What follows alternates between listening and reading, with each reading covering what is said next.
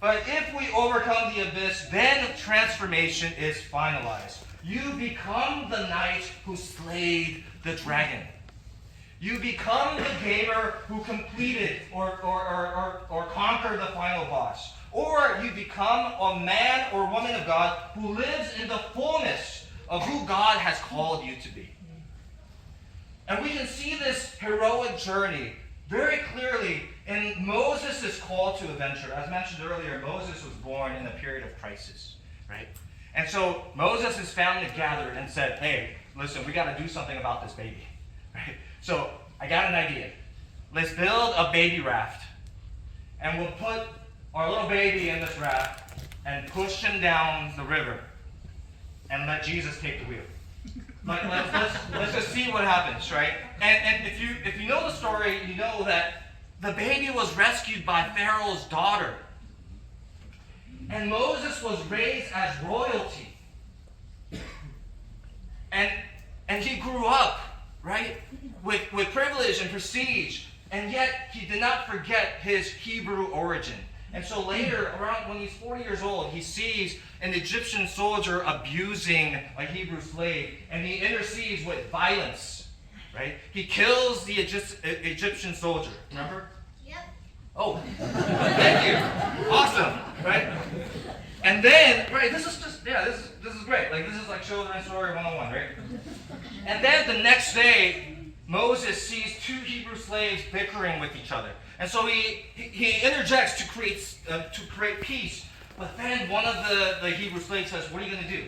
You're interfering with us. What are you going to do? Are you going to kill me like you killed the Egyptian soldier yesterday? And so this strikes fear into Moses' heart. And he escapes Egypt. He runs away, right? And he flees to the wilderness of Midian. And he becomes a shepherd for the next 40 years. This is who he becomes. And then there's a burning bush moment when he encounters the Lord, right? And Moses receives the call by God to enter into a path of adventure. And I really put that in air quotes because it's such an absurd proposition that Moses receives. Like, it's not an adventure. Adventure sounds like exciting. It's attractive. Like, ooh, it seems fun. And like, yeah, it seems like a great time. Like, the call to Moses was not... It's like a death sentence, if you recall. Like, God is calling Moses to go back to Egypt to confront Pharaoh, right? And to announce that God's people will be set free and that Pharaoh should just let him go. Like, this is the proposition. This is the call to adventure. Like, it seems like a trap. It's like a business opportunity. You guys ever been presented with a business opportunity where the risks are just through the roof, right? And it's just obvious that this is a path to bankruptcy, but, you know, if somehow the small percentage, you know, if it works out, then, you know, maybe there's a positive return, but it's just like, this is a fool's path, right? This isn't an opportunity. It's like a death sentence. But this is God, right? God is calling Moses to cross the threshold into the unknown. God is reassuring Moses that he's going to do it. God is going to bring the victory. God is going to do it. Moses just needs to stay close. That's all Moses needs to do. Just needs to stay close and trust and obey his word. And so Moses responds. He accepts the call, right? The call to adventure. And it's an adventure of a lifetime. Man, he sees things that, just glorious things. Like, he confronts Pharaoh and God shows up. And God does amazing wonders. He reveals his powerful hand, right? He does the miraculous and he reveals his authority. But it isn't an easy assignment. There's a lot of back and forth. Pharaoh is fickle and he's stubborn. And so it seems like it's going one way and then it turns to another. It's like, it's kind of a mess. And you know, at certain points, I'm sure Moses thought, like, what am I doing here? What am I doing here? I'm just a shepherd. Maybe Pharaoh's not relenting because I'm here. Maybe I need to go. Right? And he's faced with these challenges and doubts and temptations to just flee. And yet he holds on. He stays close to the Lord. And he trusts and obeys. Right? He trusts and he obeys the Lord. And then finally Pharaoh relents. And now the Israelites are on their way. out of Egypt, right? And it seems like they're home free. But then again, Pharaoh changes his mind. And when the Egyptian army chases after them, the Red Sea collapses. And they are destroyed. They pass through the abyss. Transformation is finalized. Moses becomes the heroic figure with God's help, who leads the people into freedom. This is an absolutely beautiful story, and it fits the hero's journey that we're talking about, right? But there's a twist to this story, though, because one journey ends, but another journey begins. And this time it's the Israelites. Remember the story? The Israelites also accept the call to adventure. And their journey begins when they follow Moses out of Egypt into the wilderness. Right? But we all know what happened in the wilderness, right? With the Israelites. Like, if you know the story, man, they're just grumbling and complaining so much. Even after what God did for them. Even though God provides what they need, God's provision is never enough. Even though they saw firsthand God's deliverance, God's mighty hand to deliver them from oppression, it's just not enough. Their present circumstances are crushing. Their trust and obedience to God is lacking. And so something ridiculous happens. They start to dream about the old days. They start dreaming about the old days, like, remember back when we were in Egypt? Remember we had so much food, so much more than what we have now? Remember our living situation back then was so much better than it is now? Only if we can go back. Only if we can go back to our old ways of living. The Israelites refuse to embrace the God who delivered them from slavery. Instead, they cling to their old way of life. And it doesn't end well for them, right? They circle the wilderness for 40 years. All the original members do not reach the promised land. They all die in the wilderness except for Joshua and Caleb. Okay. All right, so how do we make sense of this? Especially when it comes to the larger picture of the Christian life, because that was a setup, right? That's how I pitched it to you.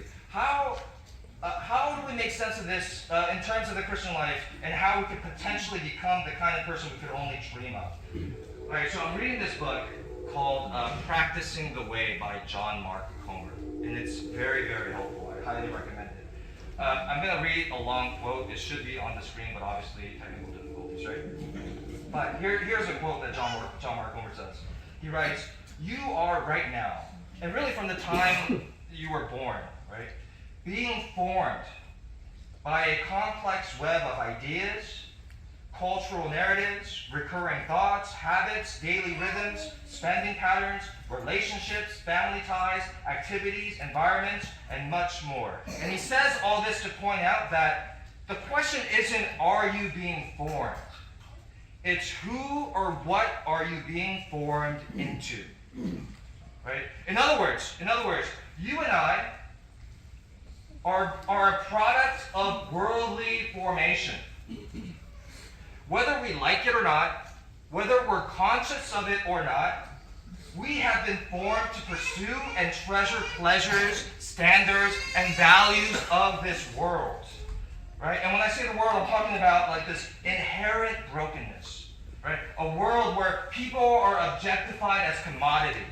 A world where if it's convenient enough, let's just kill off all the babies. Like the birth of Jesus and the birth of Moses. Like this is a world that I'm talking about, and the world that has shaped us. And this is why Comer continues that all Christian formation is counter-formation. Meaning, the Christian life is a call to adventure that involves denying our old ways of living, our old way of life, and embracing the new. This is absolutely essential. Right? It means that we don't settle with the way things are, but we intentionally reject the old formation, the patterns of this world, right? And conform to a new identity that's actually possible for us. Like, this isn't a dream. Right? When God says we will become a new creation, this isn't just theology, this isn't doctrine, this is actually our potential reality.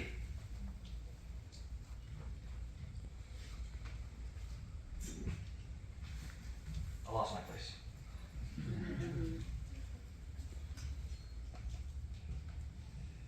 Jesus actually exemplified this.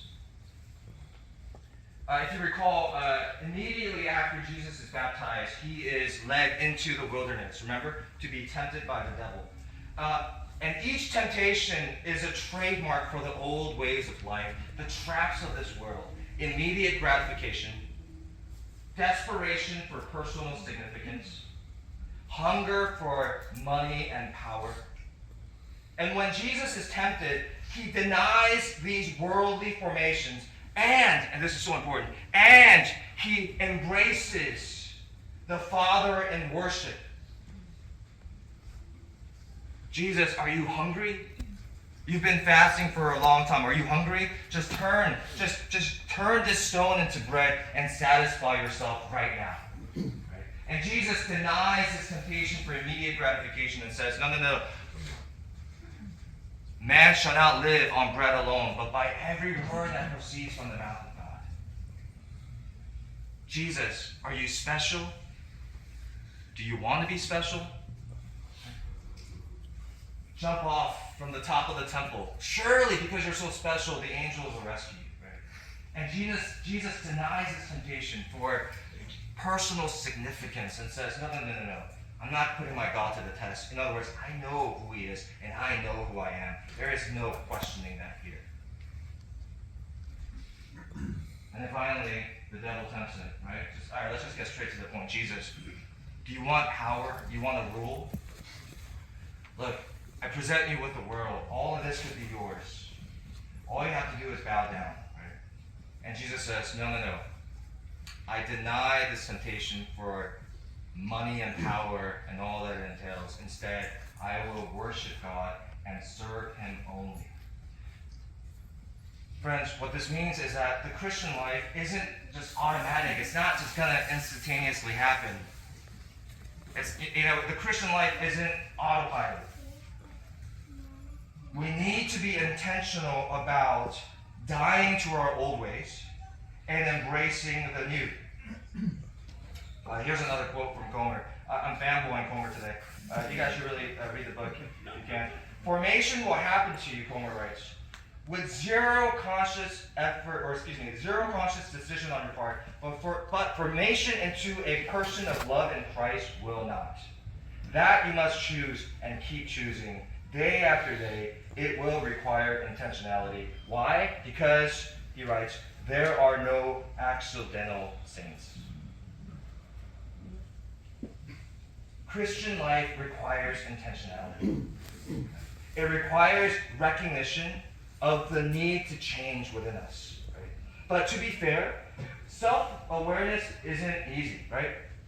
There's a famous quote, old fish asks young fish, hey, how's the water? And young fish replies, what the heck is water? Right? Meaning, it's hard to recognize something when you're just deep in it. Right? And when you're deep in the old formation, there's nothing old about it. It's just formation.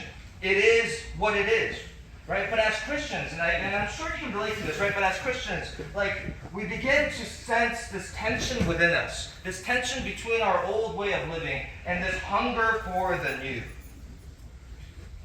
Like what seemed normal in the past, now, there's this conviction of sin. And that conviction of sin is grace because it's a call to change. There's a desire in us now, as we, after we accept Jesus, this desire to change, or let's say, to be transformed, right? But even as Christians, we of course, we have blind spots. But what's cool about God is that sometimes he'll highlight these blind spots. He'll highlight aspects of our lives that needs to be conformed and changed. And this happened to me when I was watching an animated Disney classic movie called The Beauty and the Beast. Just a little context. I was raised by a single mom. My parents divorced when I was 1. And, I never, that wasn't me crying, that's just a little snot. I just want to make that clear. I'm not being all emotional right now. Right? But I never had a relationship with my dad. But growing up, my role models growing up were Al Bundy and Fresh Prince of Bel-Air. Like, that was my formation into manhood, right? Like, oh no, right? Fast forward to middle age, I'm watching Beauty and the Beast. With or without my daughters, I'm not really sure. It is a really good movie. And it suddenly dawned on me, as I'm watching this movie, right, that society and culture has formed my thinking to view Gaston, remember Gaston, as the epitome of manhood. You know what I mean? And that's really what the movie tries to portray, right? Gaston is man, right? Because no one fights like Gaston. Or douses lights like Gaston. I'm going to sing for y'all. In a wrestling match, nobody bites like Gaston. This is like a perfect time to sing a song. I was kind of nervous about this. Like, am I really going to sing a song on a Sunday pulpit message? You know what? I will. I will sing the song. For there's no one as burly and brawny. As you see, I've got biceps to spare. Not a bit of them scraggly and scrawny. And every last inch of me is covered with hair. I don't envy body hair. I appreciate that my skin is silky smooth, right? But there's something about this character that represents the standard of man that the world has shaped as peak male. And I'm the beast, tormented by comparison. And unless I deny the beastly nature and embrace the way of love and sacrifice, there is no transformation. I will remain a beast. And that's exactly what happens in the movie, right? This arrogant prince, right, is cursed into becoming a beast. But the truth is, he's already a beast. That's the point. Like, he's already a beast inside, right? And Gaston is his ideal man and his oppressor, right? He's the standard. Gaston is the standard that the beast will never, ever be able to meet. And then Belle enters the castle, and there's the invitation. There's the call to adventure. The call is for the beast to become a gentleman, right? to be a prince again, right? And the beast reluctantly accepts because there's really no other option, right? And this process of, right, developing into this character is rough, it's frustrating, it's annoying, it's awkward, right? But eventually things begin to change. Feelings begin to change. The girl, Belle, this beautiful girl, her affections begin to grow. And if we had power, you would see the image of Belle looking at Beast with loving eyes, and the expression on Beast's face, the one of confusion. And maybe a little bit of awe because, my goodness, like, something is happening. She glanced this way. I thought I saw. And when we touched, she didn't shudder at my paw. Like, that's my favorite line in the movie. You know why? Because the pitch gets high and it gets nasally. And I just find that kind of funny, right?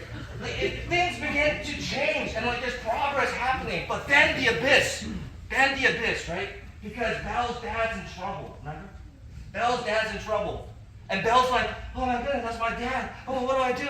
But Belle's technically still a prisoner of the castle. She's a prisoner of the beast. And so now the beast has to make a decision. What do I do? Right? Do I control the situation for my benefit? Because, man, I'm not going to transform without this working out. Or do I let her go? And so he lets her go because he loves her. And then later on, when she's in trouble, he rescues her, even at the cost of his own life. And that moment when he rescues her and dies is a symbolic moment when his old self is put to death. And now he is reborn into a man that he is meant to be. He dies and he's reborn. There's transformation that happens. And this story resonated with me so deeply because, like, I recognize that I have been formed to view manhood in a distorted way. And there were times when, like, it would just manifest, especially in marriage, right? Where I would feel insecure about my manhood, and I would just lash out at times. And sometimes I would feel like, man, if I had more money, if I made more money, she would love me more, and she would respect me more. Right? Or if I was a little bit taller, if I was a baller, if I was tall, dark, and more handsome. Like, for some reason I thought like she prefers darker complexion. I don't know why. Like, there's just always a thing, right? And so I would say these things to her, like, oh, if I was this, you would love me more, right? Like in the heat of the moment when just things get really ugly. Man, I'm sharing a little too much information. None of this is recorded, right? Cameras are off? Okay, good. Right? And she would respond like, what are you, crazy? Like, just be nice to me. Just try to be a gentleman. And I thought, oh, she doesn't get it. Right? Like, no, there's something missing in it. But obviously, right, like there's something missing in me. And when I watched this movie, it dawned on me that if I continue in this way, right, I'll remain a beast of a man. And I don't mean that in a positive sense, right? That I'll be angry, compulsive, grumpy. Or I can deny these beastly influences or nature, let's say. I can deny such things. That when I feel this anger rising up because of my insecurities, I can say, no. Not true. And instead I'm going to respond with patience and love. I'm putting the beast to death. And I'm embracing the new formation that's possible in me through Christ. So that I can one day finally become the man that I am created to be, that I was meant to be. Right? The man of my wife's dreams. Really, a man after God's heart who exudes godliness. Isn't that what we want? Isn't that what we admire in people?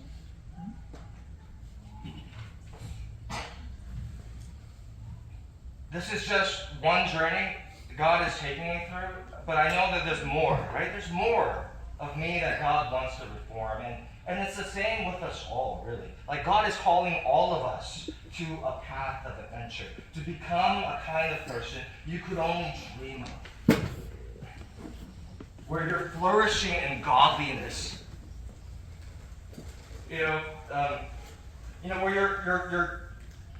Where you're transformed from the inside out. So we had Advent, and there's 4 Sundays in Advent, right? And every Sunday there's a different theme, right? Hope, peace, joy, and love, right? And it's cute, right? It's cozy, it's festive, but these qualities are actually what we were meant to possess. Like, this is actually possible for us. That our lives would be filled with hope, peace, joy, and love. Like, this isn't some fairy tale. Again, this isn't some theology or doctrine. Like, this is an actual potential reality that we can possess in us, that we can be transformed into. But it requires a journey where we deny the old formation and embrace the new. I'm almost done. Christian formation, though, isn't a matter of personal grit and self-discipline. Did you know that 80% of New Year's resolutions fail by the end of January? Let me tell you something. It's going to be 100% failure if you try to build Christian formation in your own strength. Our transformation cannot come by the power of our own hands. It's the work of God. It must be the work of God. Just like how it wasn't the power, right, or the ability or the capacity of Moses who freed the Israelites from oppression. It was the presence, the power, the influence of God that delivered the people of Israel out of Egypt. Right? But what did Moses do? He stayed close.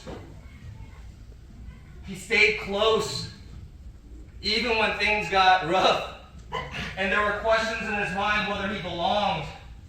Even though there was temptation to just turn back because I'm just a shepherd. What am I doing here? I'm in front of Pharaoh. Like the temptation is to turn back, but instead he stayed close to God. And he abided in him and trusted him and obeyed his word. He denied his old life and stayed close to God. Here's the truth of the matter, right? We become more like Jesus, flourishing in godliness by being with Jesus. There's no other way around it. We cannot bear the fruit of the Spirit without being formed by the Spirit. We cannot become more like Jesus without creating a rhythm of spending quality time with Jesus, by just being intimately present with Jesus. This is not possible.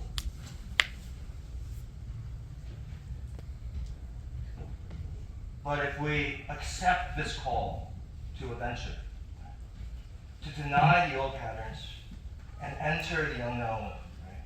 Man, we really can become the kind of person that our spouse is dreaming of, our kids are dreaming of, our family members are dreaming of, even you, right? Even you. Like I'm sure there's doubts. Can I really become this type of person? Yes, you can. With God. It is possible. So here's a garden growth step. In the new year, oh my gosh, we made it.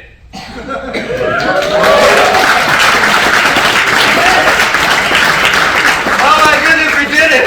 Alright, Gorlo's up, 5 minutes. In the new year, alright? And this is, right, this is what an opportunity we have, right? Like the new year is upon us. Right? So in the new year, commit to creating a rhythm of spending quality time with Jesus. Receive strength to deny the old patterns. Right? And become the kind of person whose character mirrors Jesus. Friends, it is possible. Alright, so let's just take a moment right now to respond to this personally. So if you can, I think the setting is right. Close your eyes for a moment. What is God highlighting in you? What needs to be reformed in your life?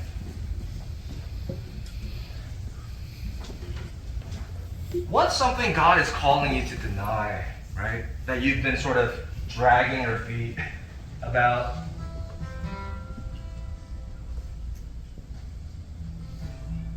You know, there's a barrier, there's a wall between you and God, right? What is He calling you to reject and deny so that you can draw closer to the Lord?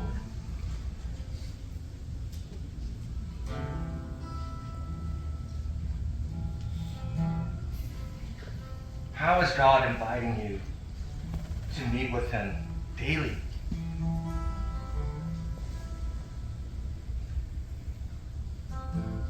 To a place of intimacy, not a checklist, right? But a place of intimacy.